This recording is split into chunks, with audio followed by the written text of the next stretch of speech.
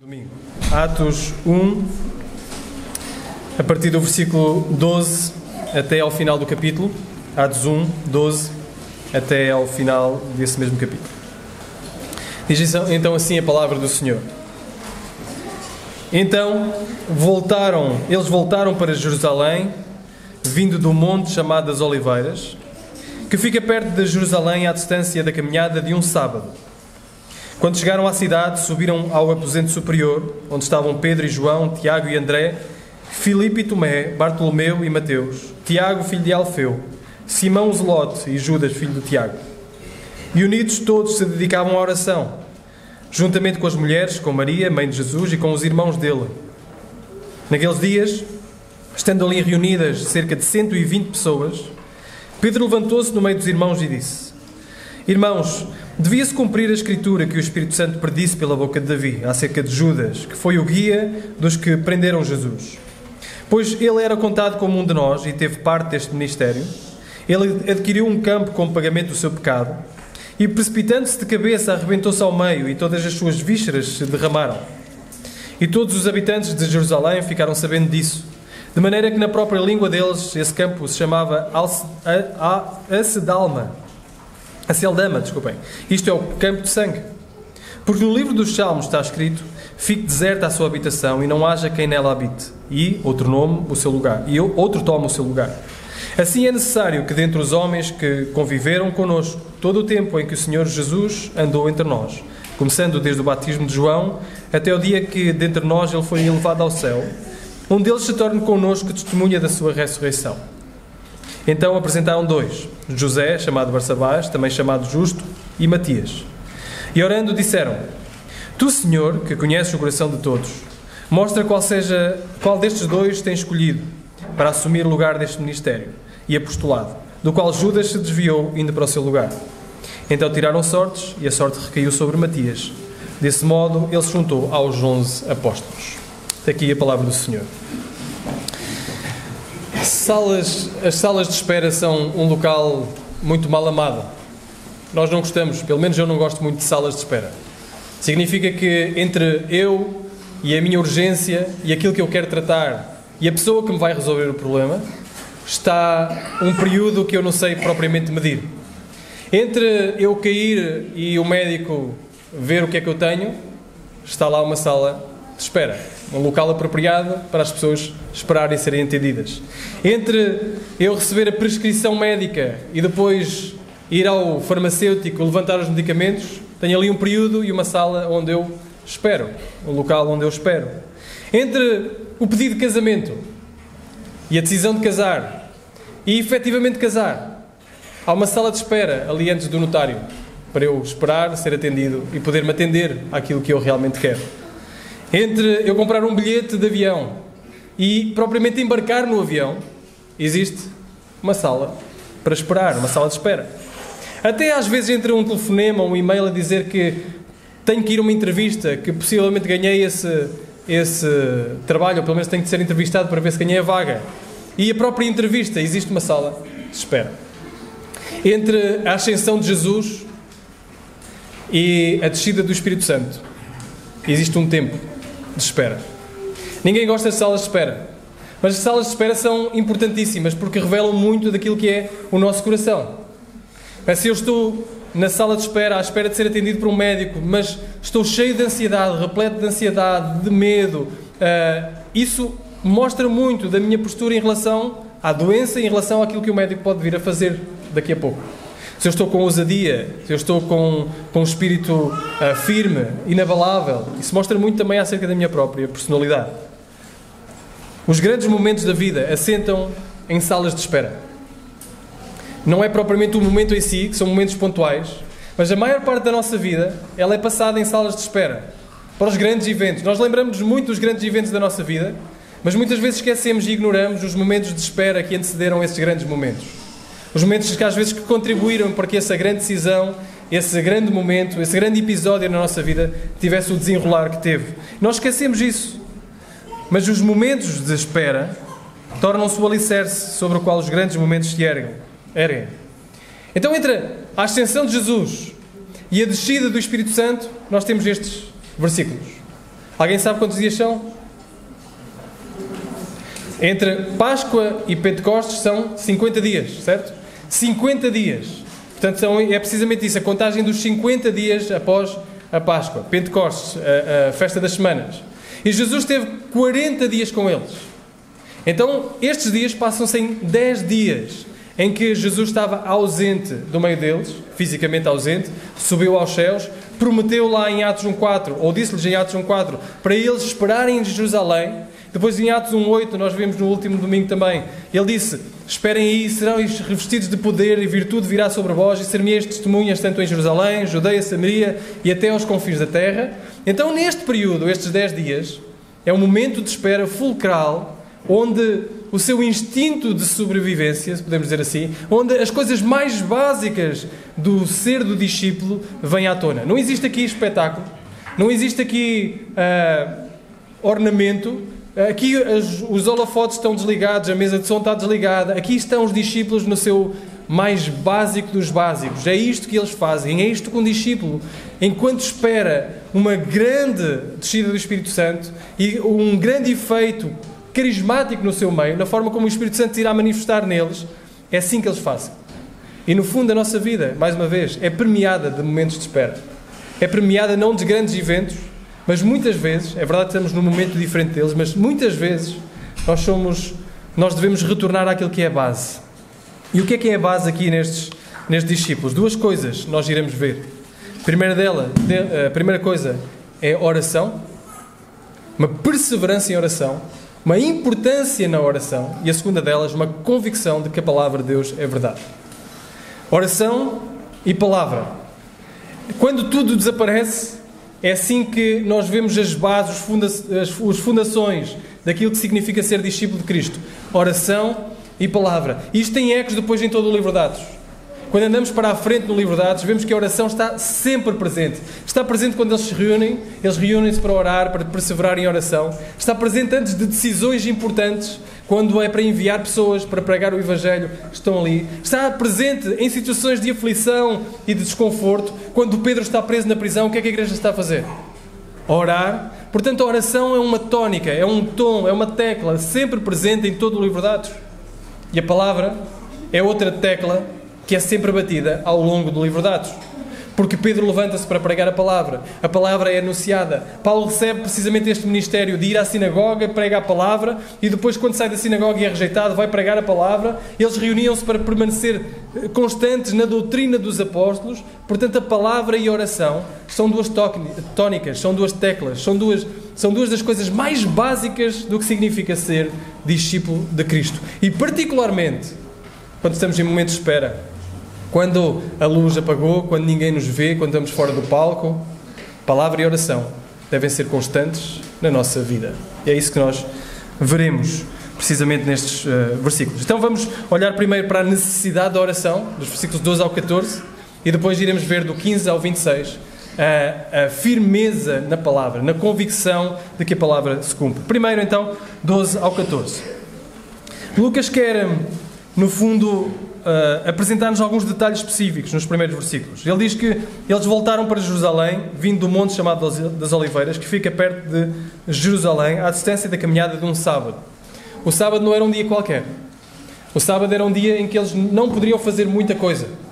Portanto, o que Lucas quer dizer é que era perto, porque a caminhada não podia ser mais do que a caminhada de um sábado. Eles saem do monte das Oliveiras, dirigem-se para Jerusalém, era perto, isto que aconteceu. E depois ele começa, versículo 13, a dizer o que aconteceu quando chegou lá. Diz que quando chegaram à cidade, subiram ao aposento superior, ou ao cenáculo, algumas traduções dirão, onde estavam, e depois ele nomeia, Pedro, João, Tiago, André, Filipe, Tomé, Bartolomeu, Mateus, Tiago, filho de Alfeu, Simão Zelote e Judas, filho de Tiago. E se nós juntarmos, e depois perseveravam em oração, se nós juntarmos a forma como o Evangelho de Lucas termina e a forma como Atos começa, quem é que escreveu Atos? Foi o mesmo autor, não é? Lucas.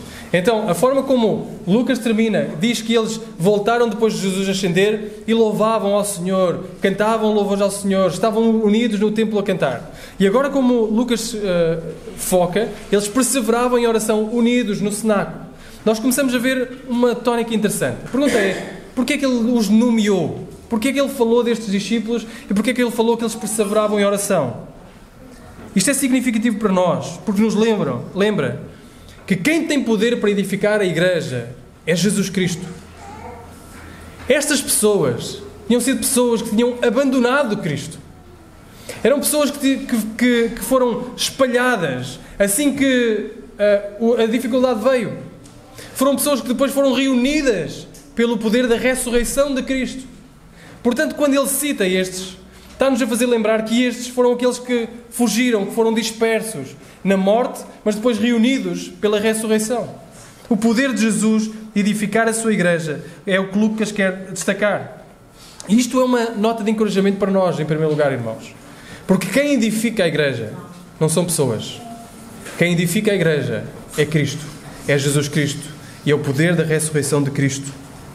Mesmo que nós passemos por momentos de tribulação, mesmo que nós passemos por momentos de dificuldades, mesmo que nós passemos por momentos de divisão, quem edifica a igreja é Cristo, é Jesus Cristo e o seu poder.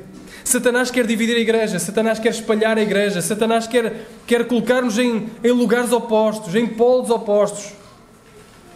A sociedade tem mudado, tem continuado a mudar, os governos têm ascendido e têm caído, impérios têm ascendido e têm caído. Mas há uma coisa que permanece, no meio disto tudo e no meio de milénios, o que é que tem permanecido? A igreja. Porque a igreja não depende de pessoas, a igreja não depende de instituições, a igreja não depende de poder humano, a igreja não depende das nossas capacidades, a igreja depende de Jesus Cristo, do seu poder ressurreto. É por isso que eles estão aqui. Eles estão aqui não pelas suas qualidades, eles estão aqui porque Jesus os uniu.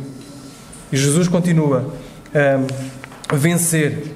Ele menciona estes discípulos pelo nome para nos lembrar que, apesar de muitas vezes nós podemos ser espalhados e nós possamos resvalar, nós possamos nos desviar um pouco, é Ele que reúne, é Ele que é o bom pastor, é Ele que diz que nenhuma ovelha eu perderei, ninguém os arrebatará da minha mão. É Ele que nos guarda, é Ele que nos sustém, não somos nós.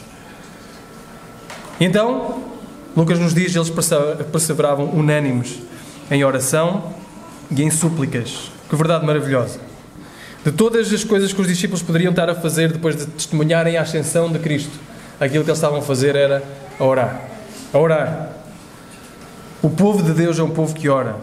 Não somente oravam, eles perseveravam unânimes em oração. E a oração, irmãos, é uma das...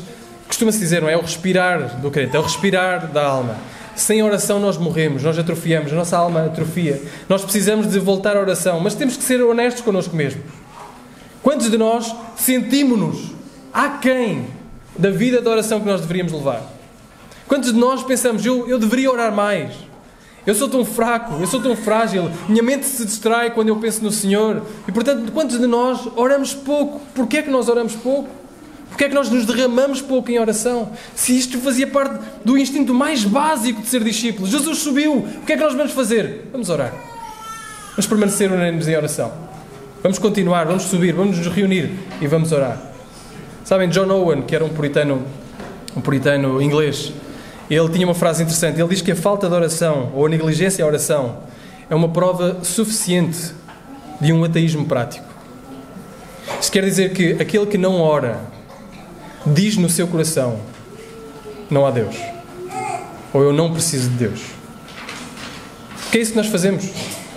Quando nós negligenciamos completamente a oração, aquilo que nós estamos a dizer é: eu não preciso de Deus.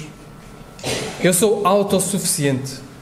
E mesmo que nós não digamos isto com a boca, porque não dizemos, creio que nenhum daqui poderá dizer isto, ou quase nenhum, ainda assim a nossa vida vai demonstrando isso. Que nós queremos, que quando nos levantamos de manhã, levantamos pelo nosso próprio poder, pela nossa própria capacidade. Quando nós chegamos à mesa e comemos um pequeno almoço, nós pensamos que foi pela nossa capacidade, pelo nosso dinheiro, pela nossa instrução que nós conseguimos granjear aquele dinheiro para colocar a comida na mesa. Quando nós saímos de carro, nós pensamos que é pela minha capacidade de conduzir bem que eu vou conseguir chegar ao lugar que chego. Nós, quando não nos derramamos em oração, nós estamos, mesmo que não falando disso, nós estamos a viver como se Deus não existisse. A viver como se Deus não existisse. Ser um povo de Deus significa que somos um povo que ora. Então porquê que oramos? E é isso que eu gostava de destacar. 3 coisas que vemos aqui, que motivam os discípulos a orar, e particularmente que nos podem ajudar a nós, motivar a nós a orar mais. O objetivo não é nós sairmos daqui culpados, é sairmos daqui renovados na nossa resolução de orar mais. Nós devemos buscar isto, que é o instinto mais básico de ser discípulo. Como? 3 coisas que nós vemos nestes discípulos que os ajudaram a orar. Primeiro, é que a oração é o resultado de contemplar a glória de Cristo. Não percam a ordem dos eventos. Eles viram Cristo subir aos céus, e ali, depois de ele ascender, depois de ver aquela glória, depois de eles estarem a olhar para os céus, chegarem 2 varões e dizerem: varões e irmãos, o que é que vocês estão a olhar para os céus? Esse Jesus que subiu também haverá de descer. Voltem à vossa vida, lembrem-se da promessa que Ele fez, de vocês ficarem à espera que o Espírito Santo descesse, para depois serem revestidos de poder e depois poderem testemunhar. Depois de contemplar a beleza de Cristo, o que é que eles fizeram? Eles oraram. Eles estiveram face a face com o resplendor da glória do Pai. E quando fizeram, voltaram para Jerusalém e caíram de joelhos em oração. Unânimes. A oração, irmãos, é a primeira manifestação de uma vida que é capturada pela glória de Cristo. Uma vida que é capturada com a glória de Cristo. Quanto mais perto de Jesus nós estamos, mais nós quereremos orar. Quanto mais contemplarmos a beleza de Cristo, a suficiência de Cristo, o poder de Cristo, as maravilhas de Cristo, mais nós quereremos orar e passar tempo em comunhão com Ele. Eles não vieram orgulhosos, eles não vieram arrogantes, eles não vieram a dizer: nós vimos Cristo ressuscitado, nós somos melhores do que todos vocês, nós não precisamos de oração. Não. Eles vieram humilhados perante a beleza de Cristo, fascinados perante a beleza de Cristo, a tal ponto de dizer: nós queremos entrar em contacto com este Cristo em oração e em comunhão. Nós queremos estar. Eles queriam comunhão com Deus. Portanto, irmãos, quanto maior a nossa visão de Jesus é, mais profunda a nossa vida de oração será. O que o contrário também é verdade. Quanto menor for a nossa visão de Cristo, quanto menor nós pensarmos de Cristo, menor, mais rasa será a nossa vida de oração também. E isto é um ciclo. Isto é, nós vemos a beleza de Cristo, nós percebemos a beleza de Cristo, nós queremos passar mais tempo com Ele, e ao passarmos mais tempo, o que é que acontece? Vemos ainda mais profundamente a beleza de Cristo. Isso vai fazer com que nós passemos mais tempo ainda em oração. E assim é um ciclo. O problema é quando nós quebramos o ciclo. Então nós passamos menos tempo em oração, a beleza de Cristo não é tão vista aos nossos olhos, e por isso não sentimos tão grande necessidade de voltarmos a orar e de estarmos em comunhão com Jesus. Então nós precisamos de quebrar intencionalmente este ciclo. Às vezes devemos orar: Senhor, abre os meus olhos para contemplar a beleza de Cristo. Às vezes não apetece orar, não temos vontade de orar, parece que não temos tempo para orar. E a nossa oração, ou a nossa postura não deve ser propriamente: eu não devo orar, eu não tenho vontade de orar, eu não devo orar, mas é mais: Senhor, dá-me vontade de orar, dá-me vontade de estar contigo, abre os meus olhos para a tua beleza, deixa-me ver as maravilhas da tua graça e ajuda-me a usufruir disso, a me maravilhar nisso. Então, a primeira coisa que ajuda estes discípulos a orarem unanimemente, estar ali unanimemente de oração, é precisamente porque eles acabaram de contemplar a glória de Cristo. Cristo subiu aos céus. Como não querer passar mais tempo com Ele em comunhão? Como não perceber que Ele é o meu advogado que agora está à direita do Pai e está a rogar por mim? Como não perceber que eu posso agora ter comunhão com Deus e acesso direto a Deus? A segunda coisa é que a oração é uma manifestação da própria unidade. A Bíblia diz que eles perseveraram unanimemente em oração. Unanimemente em oração. Significa que eles tinham uma única mente. Significa que eles tinham um único propósito. E é interessante os nomes que estão aqui porque nos ajudam a perceber quem eram estas pessoas. Eram pessoas que tinham objetivos diferentes na vida, alguns no seu passado. Nós tínhamos Mateus, um cobrador de impostos.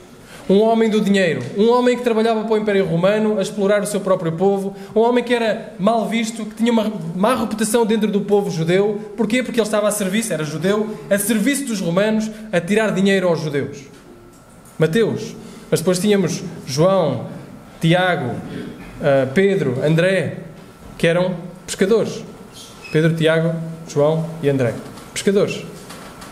Pessoas que viam o seu futuro com um objetivo, e o objetivo seria pescar peixe até ao final da vida. e consegui fazer disso vida. O seu objetivo era aquele, o seu propósito era aquele. E depois tínhamos um outro homem, Simão Zelote. Simão, um agitador político, um que queria revolução, até mesmo, se for preciso, com violência. Então, de tantos homens que aqui estão, com tantos objetivos diferentes, como é que eles estavam agora reunidos no mesmo sítio, a orarem com o mesmo propósito, de uma forma unânime? Ajuda-nos a ver um propósito maior. Aliás, o propósito maior ajuda-nos a orar, e a oração também nos ajuda a ver um propósito maior do que nós mesmos. Nós precisamos de perceber a necessidade que temos de ter um propósito único. Jesus orou pela nossa unidade. Nós devemos orar pela unidade. Nós devemos orar para que mais pessoas creiam, mais pessoas se rendam, que o Evangelho prevaleça nos corações dos descrentes, que a palavra avance em corações que ainda não creem, que a sua palavra seja proclamada com ousadia, com poder, para que pessoas possam vir a ser transformadas à imagem de Cristo. Isso é o nosso propósito ao orarmos. Oramos uns pelos outros e oramos com propósitos fixos. Oramos porque nós estamos unidos neste grande propósito. Queremos ver o nome de Jesus querido e conhecido. E isto é o nosso propósito comum. Apesar dos nossos objetivos diferentes, apesar das nossas visões, às vezes, nossas profissões, os nossos meios, as coisas que preocupam a nossa cabeça serem diferentes, temos todos um só propósito. Isso ajuda-nos a orar mais. Oramos porque temos um propósito único. Isso nos faz refletir, às vezes, na razão porque nós não queremos estar tanto tempo juntos a orar. A pergunta é, se nós devemos perseverar unanimemente em oração, porquê é que nós não oramos tanto juntos? E eu creio que uma das razões, não tem que ser a única, mas uma das razões é uma visão individualista da vida. Somos muito individualistas. A oração comunitária não é atrativa para uma vida que pensa em si mesmo, somente em si mesmo. A oração comunitária não é atrativa para uma vida que só se preocupa com os seus propósitos, não com o propósito do outro e não com os propósitos comuns que são dados a todos. A oração comunitária não é atrativa para alguém que vê a vida apenas como seu benefício e olha para os outros de uma forma utilitária. Olha para os outros a pensar, o que é que este pode servir à minha causa? O que é que eu posso ganhar, granjear com este relacionamento? Antes, a oração comunitária torna-se atrativa quando nós olhamos para alguém e pensamos, o que é que eu posso? De que forma eu posso abençoar os outros que estão à minha volta? De que forma eu posso orar pelo meu irmão ou pela minha irmã? De que forma eu posso contribuir para este propósito maior de mais pessoas conhecerem Jesus Cristo? Então a oração também nos une. E terceiro, a oração nos lembra da impossibilidade da nossa tarefa. Por outras palavras, a oração mantém-nos humildes. Mais uma vez, notem a sequência dos eventos. Há uma promessa, descerá o Espírito Santo, vocês serão testemunhas, e há um cumprimento, nós já sabemos disso, em Pentecostes, Atos 2. E eles podiam dizer assim, se o Senhor prometeu, o Senhor vai cumprir. Nós não precisamos propriamente de mais nada. O Senhor é poderoso para nos capacitar, quer queiramos, quer não. Mas o que é que eles fazem? Depois de ouvir a promessa de que eles iriam proclamar, testemunhar Jerusalém, Judeia, Samaria e confins da terra, eles ajoelham-se em oração, porque percebem que eles não têm outra opção a não ser orar. Não têm. Há uma promessa clara de que eles serão testemunhas, mas se não for pela oração, eles não conseguirão cumprir isso. Irmãos, é isso que nós queremos. Sempre que o pregador se aproxima do púlpito e chega aqui, ele deve vir em espírito de oração. E sempre que ele se afasta do púlpito, ele deve seguir em espírito de oração. Porque a palavra, ela será poderosa na medida em que o Espírito Santo usar para atacar, ferir o nosso coração. Não é pela palavra e a retórica do pregador, não é pela capacidade do pregador, não é por falar mais alto ou falar mais baixo, é na maneira em que eles usam a palavra para proclamar a transformação. Irmãos, nós continuamos os mesmos. A nossa necessidade de orar não mudou. Sem Deus, nós não conseguimos fazer nada. Não conseguimos. As pessoas não ouvem o Evangelho sem a ação de Deus. As pessoas não são transformadas sem a ação de Deus. Portanto, nós necessitamos ainda assim da oração. Continuamos a ter exatamente as mesmas necessidades. A nossa tarefa é muito maior do que nós mesmos. E o Senhor determinou que é pela oração e através da oração que Ele age neste mundo. Isso é fantástico. Ele precisava de nós. Digam-nos, irmãos, eles precisavam Eles precisavam dos discípulos para que o Evangelho avançasse. Deus precisava dos discípulos para que o Evangelho avançasse por este mundo fora. Não. Podia ter mandado anjos do céu a falar do Evangelho. Ainda assim, Ele determinou que seria através dos discípulos e da sua obediência e na dependência da oração que a palavra seria proclamada. Ele tem determinado, e a história é testemunha disso, sempre que o Senhor, Matthew Henry dizia isso, sempre que o Senhor quer trazer transformação, um avivamento, uma obra fantástica na terra, Ele usa o seu povo para orar. Ele usa o seu povo para orar. Irmãos, nós queremos ver um avivamento nesta terra? Como se nós não oramos? Ele determinou que é através da oração do seu povo que Ele usa para, e a proclamação da palavra, que Ele usa para transformar corações, para trazê-los a si mesmo. Portanto, Ele precisa, ou sempre que o Senhor quer que alguma coisa aconteça no mundo, Ele move os nossos corações para a necessidade e a importância de orarmos mais. De trazermos aqui, existem histórias e histórias, não vou mencioná-las agora, mas existem histórias e histórias. Segundo o grande avivamento dos Estados Unidos, começou assim, uma pessoa só a orar, uma pessoa de negócios em Nova Iorque, reunir-se ao meio-dia, a convidar outras pessoas para virem reunir, não só pessoas de negócios, mas qualquer pessoa que pudesse vir. No primeiro dia orou sozinho. Na semana a seguir veio e já estavam mais 4 ou 5 irmãos. E passado algumas semanas já eram algumas centenas. E passado algumas semanas eles já estavam divididos pelos Estados Unidos, em diversos sítios, a orar. E o Senhor, através disso, depois dos anos 50 de 1857 a 59, mais ou menos, ele lançou um grande avivamento nos Estados Unidos, ao ponto de 2 milhões de pessoas em 2 anos serem salvas. Irmãos, o Senhor, quando quer fazer uma grande obra, move o seu povo a orar. E, portanto, nós precisamos de perceber a necessidade da oração, a impossibilidade da nossa tarefa. Nós não conseguimos ser capturados pela beleza de Cristo, perceber que isto nos une num só propósito, e o Senhor usa a oração para fazer atingir os seus meios, para fazer atingir os seus fins. Então entramos na palavra. O resto do texto nos mostra a outra convicção fundamental deste grupo de discípulos, neste tempo de espera.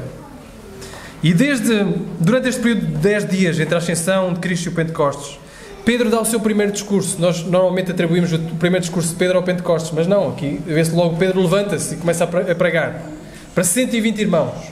E está ele, Pedro levanta-se para proclamar a palavra a 120 irmãos. O que ele diz no primeiro discurso que faz é plenamente significativo. Ele tem uma convicção inabalável de 3 coisas pelo menos. Primeiro, que a palavra de Deus é sobrenatural, é divina. Em segundo, que a palavra de Deus não falha. E em terceiro lugar, que a palavra de Deus tem autoridade sobre as nossas vidas. São 3 convicções fundamentais também para a nossa vida. A primeira delas, então, a palavra de Deus é sobrenatural, ela é divina. Vejam o que diz o versículo 16. Irmãos, devia-se cumprir a Escritura que o Espírito Santo predisse pela boca de Davi. Quem é que disse o que a Escritura registou? Quem foi? Foi o Espírito Santo. E tudo se resume a esta convicção. A grande luta hoje, e pelos séculos, mas a grande luta no nosso mundo e na nossa vida em particular é esta. É este o livro de Deus ou é este um livro de homens? Porque se este for um livro de Deus, existe muita coisa, ou tudo, a dizer acerca da nossa vida. E nós devemos nos submeter a Ele. E se este é um livro de Deus, Ele não falha. E se este é um livro de Deus, Ele tem autoridade sobre as nossas vidas. E se este é um livro de Deus, nós podemos confiar plenamente e construir a nossa casa nas palavras de Jesus, porque vem ventos, vem tempestades, vem tudo o que puder vir. E a nossa vida continua firme na palavra de Deus, na rocha. Se este é um livro de Deus, faz diferença. E Pedro não tinha dúvidas acerca disso. Ele disse, convinha que se cumprisse as Escrituras, que o Espírito Santo predisse pela boca de Davi. Quem disse foi o Espírito Santo? Pela boca de quem? Davi. Davi foi um instrumento. Davi, e isso é importante percebermos, porque quando Davi fala nós precisamos perceber qual é o seu contexto, de que maneira é que as palavras eram ditas naquele tempo, porque foi Davi que disse, e Deus usou, não anulou, Deus usou a personalidade de Davi e a sua história para proclamar a sua palavra. Ainda assim, a autoridade daquilo que está a ser dito não é a autoridade de Davi, é a autoridade de Deus, porque estas são as palavras de Deus. Estas são as palavras de Deus. Davi tinha consciência disso. Lá em 2º livro de Samuel 23:2 diz: o Espírito do Senhor falou por mim e a sua palavra está na minha boca. Mais uma vez, quem fala? O Espírito. E Ele é um instrumento nas mãos do Senhor. Portanto, é nesta verdade de que este é o livro de Deus, são as palavras de Deus, está fundamentada a inerrância das Escrituras, está fundamentada a suficiência das Escrituras. As Escrituras são suficientes. Está fundamentada a clareza das Escrituras, porque as Escrituras são claras até para dar sabedoria aos simples. E está fundamentada a autoridade das Escrituras. As Escrituras têm autoridade sobre a nossa vida. É sobre este fundamento de que ela é divina, o seu autor é divino, a sua autoridade é divina, que vem tudo mais. Irmãos, a maior batalha que nós lutamos é esta. A maior batalha que os nossos jovens têm na universidade hoje é esta. Quando entram na universidade, eles entram, são rodeados de pessoas com convicções totalmente diferentes acerca da palavra de Deus. Que isto é um livro de homens. E, portanto, a maior batalha que eles têm, para decidir até moralmente na sua vida, é: este livro é da parte de Deus e eu devo aceitá-lo e devo mergulhar nele e ele é a autoridade sobre a minha vida, ou os meus amigos, ou a minha cultura, ou aqueles que estão à minha volta, têm mais autoridade do que este livro para a minha vida. Esta é uma das batalhas, uma das maiores batalhas de cada jovem e da nossa própria vida. E é por isso, irmãos, que nós, como igreja, preservamos, ou nós colocamos em alta estima a palavra de Deus. Nós, nos últimos anos, por exemplo, de 2018 para cá, temos feito muita coisa. E o Senhor tem-nos abençoado de muitas formas. Mas se eu pudesse resumir os anos até agora, estes últimos 7 anos, não é? 7 anos mais ou menos, até 8 anos quase, até agora, era este.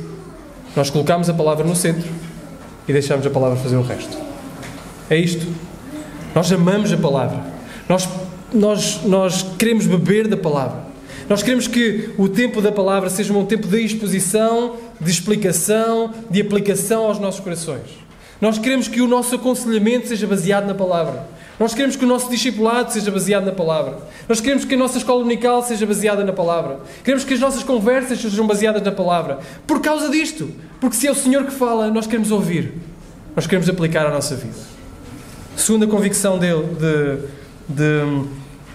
Pedro é que a palavra de Deus não falha. E vemos logo no início, quando ele diz: irmãos, devia-se cumprir a Escritura. Devia-se cumprir a Escritura. Pedro vai fazer isto de duas formas. Ele vai dizer a Escritura devia-se cumprir, depois vai dar um exemplo da forma como foi cumprida, no caso de Judas. E aquilo que Pedro está a dizer é que a Escritura não falha. Que Deus já tinha dito, Deus já tinha predito que iria acontecer e aconteceu. Não há forma, não há ninguém que consiga travar o cumprimento da palavra de Deus. Não há vontade humana, não há império, não há poder, não há nada que possa travar. Se Deus disse, isso vai acontecer. Convinha que se cumprisse a Escritura, que o Espírito Santo disse pela boca de Davi. Hoje ele cita um salmo mais à frente. Mas o que ele está a dizer é precisamente isto. Nada pode travar o cumprimento das Escrituras. E Pedro tinha percebido isso na sua própria experiência. Lembra-se quando Jesus foi preso?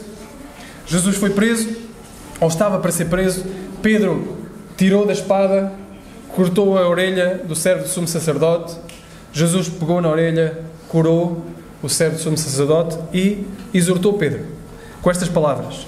Então Jesus disse-lhe, Mateus 26, 52, embainha a tua espada, porque todos os que lançarem mão da espada, a espada morrerão. Ou pensas tu que eu não poderia agora orar ao meu Pai e que Ele não me daria mais de 12 legiões de anjos? Jesus está a dizer, tu pensas que és tu que mais defender? Tu achas que se eu não quisesse, eu oraria ao Pai, vinham os anjos muito mais fortes que tu, com muito mais poder que tu, tudo cairia ao chão e ficaria tudo resolvido aqui? Ele continua a dizer, como, pois, cumpririam as Escrituras que dizem que assim convém que aconteça? Mas tudo isto aconteceu para que se cumpram as Escrituras dos profetas. Então todos os discípulos, deixando-o, fugiram. Aquilo que aconteceu com Jesus é o cumprimento das Escrituras. Claro, inequívoco, não há dúvida. Convinha que assim acontecesse, porque se Deus tinha dito que ia acontecer, aconteceu no tempo, na história, com homens reais, com mulheres reais, com pessoas reais, num ambiente real, mas aconteceu. O que Deus disse precisa de acontecer, porque Deus não falha. Não é como nós. Muitas das nossas palavras muitas vezes falham, e às vezes nem é por má intenção. Nós dizemos, vai acontecer isto. Mas nós não controlamos as coisas. Nós não temos poder sobre as coisas. Mas Deus tem. E nós às vezes não conseguimos compreender isso bem. Deus tem poder sobre tudo. Deus não está ao mercê da nossa vontade. Se Deus diz que vai acontecer, isso irá acontecer. Independentemente se queremos ou não queremos. Deus disse, vai acontecer. E depois ele dá o exemplo de Judas. Judas é o exemplo gráfico que ele usa para ilustrar isto. Ele descreve em primeiro lugar e depois explica. Ele escreve e depois explica. Ele diz então, Judas então era contado como um de nós, teve parte deste ministério, versículo 17, e ele adquiriu um campo como pagamento do seu pecado, precipitando-se de cabeça, arrebentou-se ao meio e todas as suas vísceras se derramaram. Uma narração bastante gráfica. Mas duas coisas que eu gostava só de realçar aqui. Primeiro, o que é que os evangelistas dizem acerca do dinheiro que Judas recebeu? Sabem? Judas recebeu o dinheiro e depois o que é que fez? Jogou, devolveu o dinheiro, não é? E com esse dinheiro os sumos sacerdotes compraram um campo. Mas agora Pedro diz que Judas comprou, adquiriu um campo. Então, não é uma contradição, creio eu. O que aqui está a acontecer, até porque é o próprio evangelista Lucas que está a escrever, o que aqui está a dizer é que Judas comprou indiretamente o campo. Porquê? Porque aquele dinheiro foi ele que recebeu. Os sumos sacerdotes compraram o campo com o dinheiro que ele tinha recebido daquela traição. Então, indiretamente, Judas comprou um campo. Segunda questão é acerca da morte de Judas. Como é que Judas morreu? Como é que os evangelistas nos dizem que ele morreu? Enforcado. Ora, aqui Lucas já é um bocado mais gráfico. Lucas diz-nos, ele caiu, partiu ao meio, despedaçou-se e as suas vísceras espalharam-se todas. Bem, como é que nós conseguimos harmonizar aquilo que está nos Evangelhos com aquilo que está agora em Lucas? Creio que as duas coisas também podem ser possíveis. Uma das explicações é isso mesmo. As duas coisas podem ser possíveis. Isto é, Judas foi imediatamente depois daquilo e enforcou-se. E depois, ou num ato do enforcamento, ou mais tarde já em composição ao seu próprio corpo, ou a corda se partiu, ou um ramo se quebrou, qualquer coisa assim, ele caiu ao chão e aconteceu este aspecto gráfico que aqui está. Essa é uma das possibilidades que é levantada acerca da questão destes dois relatos. Agora, ele descreve tudo isto para depois dar uma explicação no versículo 20. Porquê é que tudo isto aconteceu? Porquê é que Judas traiu Jesus? Porquê é que Judas comprou o campo? Porquê é que Judas teve este fim trágico? Foi por causa dele mesmo? Obviamente teve participação nisto, teve culpa nisto, obviamente que sim. Mas qual a razão que está debaixo de tudo isto? Diz o versículo 20, porque no livro dos Salmos está escrito. O que Pedro não tem dúvidas é que a traição de Judas para com Jesus aconteceu porque isso já estava escrito que iria acontecer. Deus sabe todas as coisas, Deus não falha naquilo que diz. Quando a sua palavra diz uma coisa, ela irá acontecer. Ela não tem capacidade de falhar. Nenhuma, alguma. O poder da palavra de Deus é o poder do próprio Deus. Deus não somente sabe o futuro, Ele decreta o futuro. Ele diz, vai acontecer. Ele não sabe por antecipação que vai acontecer, como se estivesse à espera que as nossas decisões é que determinassem o futuro. E depois Deus fica num impasse em relação a saber se vai escolher aquilo, se não vai escolher aquilo, se aquilo contribui para o seu propósito, se não contribui para o seu propósito. Não, de forma alguma. Deus está antes do tempo. Já percebemos que Deus está antes do tempo. As decisões acontecem num tempo, mas Deus está fora do tempo. Deus criou o tempo, Deus criou o espaço, Deus criou a matéria. Deus criou tudo isso, que são realidades da nossa própria existência, natural. Não conseguimos conceber uma realidade sem tempo. Não conseguimos conceber uma realidade sem espaço. Não conseguimos conceber uma realidade sem matéria. Deus está antes de todas essas coisas. Deus não é dependente de ninguém. Deus é o único ser verdadeiramente livre. Ou pensamos que nós, pela nossa vontade, escravizamos a Deus. É que às vezes parece. Deus é o nosso escravo. Deus está dependente de mim. A Bíblia diz uma coisa diferente. Nós somos servos do Senhor. E somos nós que somos dependentes a todo momento do Senhor. E mesmo estas coisas que acontecem na história, nada foge ao seu poder. Isto é uma coisa importante para nos lembrarmos, por exemplo, numa semana como esta, onde nós vemos coisas trágicas a acontecerem e a percebermos que nada foge ao seu plano. Nada foge ao seu decreto. O homem continua em pecado, o homem continua a ter responsabilidades pelo seu próprio pecado e ainda assim Deus consegue ser soberano sobre todas as coisas e nada escapa ao seu propósito. Aquilo que Deus diz isso vai cumprir. Estava escrito e precisava de ser cumprido, como diz Pedro. E chegamos ao último ponto, que é a autoridade. Sim, ele usou o Salmo 69 para mostrar que estava escrito e precisava de acontecer, mas depois olha para o futuro e diz, também está escrito, no versículo 20, diz, também está escrito, outro tome o seu lugar. Então Pedro viu, neste mandamento que está, ou nesta descrição, que está no Salmo 109, como uma motivação para agora decidirem quem seria o apóstolo que tomaria o lugar de Judas no seu meio. E portanto, só algumas coisas em relação aos apóstolos, naturalmente, já falámos disso também na escola dominical de manhã, mas vejam quais são os requisitos para ser apóstolo. Não é por acaso que Paulo se considera um apóstolo como abortivo, nascido fora do tempo. Porque ele diz, tinham que ser pessoas que estavam entre eles, conviveram com eles enquanto o Senhor Jesus andou, desde o batismo de João até o dia em que ele foi levantado dos céus, que fosse testemunha da sua ressurreição. Estas eram as categorias que eles tinham para perceber quem seria o apóstolo. E depois escolheram 2 que se adequavam e lançaram sortes. Ora, nós não fazemos isso, certo? Acho que não. Nem queremos fazer. Foi um momento particular na história. Até porque nós temos orientações para como reconhecer presbíteros mais tarde. Como reconhecer diáconos mais tarde. Paulo fala isso a Timóteo, Paulo fala isso a Tito. Então, neste caso particular, e até porque era um ofício particular, o apóstolo, vejam que não há condenação disto. Algumas pessoas dizem, mas seria isto mesmo necessário? Não foi um desvio dos discípulos? Em momento algum, o evangelista nos diz que eles fizeram mal em fazer isso. Havia necessidade de, como havia 12 tribos de Israel, também haverem 2 apóstolos que testemunhavam da ressurreição por este mundo fora. Então era preciso este 12º apóstolo entrar ali e para isso eles usaram até um sistema que o sumo sacerdote próprio usava, o Urim e Tumim, não é? Lançar sortes. Ainda assim dependeram do Senhor para a escolha destas pessoas. Agora, o que eu queria focar era precisamente na autoridade que Pedro viu. Pedro viu a autoridade não na sua criatividade. Pedro não pensou assim, isto é uma boa ideia. Se calhar é uma boa ideia nós arranjarmos mais de um apóstolo, já que Judas não está connosco. Pedro não olhou para ele e pensou, olha, vamos improvisar. Não, este evento, diz-nos Pedro, estava enraizado na autoridade bíblica. Porque está escrito, nós vamos fazer. Porque está escrito, nós vamos fazer. E aqui, claro, ele vê no Salmo 109, e o Salmo 109:8 diz, sejam poucos os seus dias, o outro toma o seu ofício. E Pedro vê o Judas precisa ser substituído. E ele vê Judas como representante dos inimigos do verdadeiro salmista, que era Cristo. Então Judas era aquele representante que agora precisava ser substituído. Então eles procuraram um 12º apóstolo. Irmãos, nós não precisamos ser assim e buscarmos os ínfimos pormenores na Escritura para depois aplicarmos à nossa vida. O que nós precisamos de entender é que a Bíblia tem autoridade prática na nossa vida. Pedro não ficou assim, a Bíblia disse e ela cumpriu. Não, a Bíblia disse e ela cumpriu, a Bíblia falou e a gente obedece. Foi isso que ele disse. Há estes 2 mandamentos e ela tem autoridade sobre a nossa vida. Irmãos, de que forma é que nós estamos a olhar para a Escritura?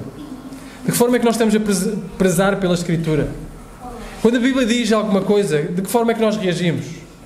Reagimos como se nós é que tivéssemos a autoridade ou como se a Bíblia fosse a autoridade?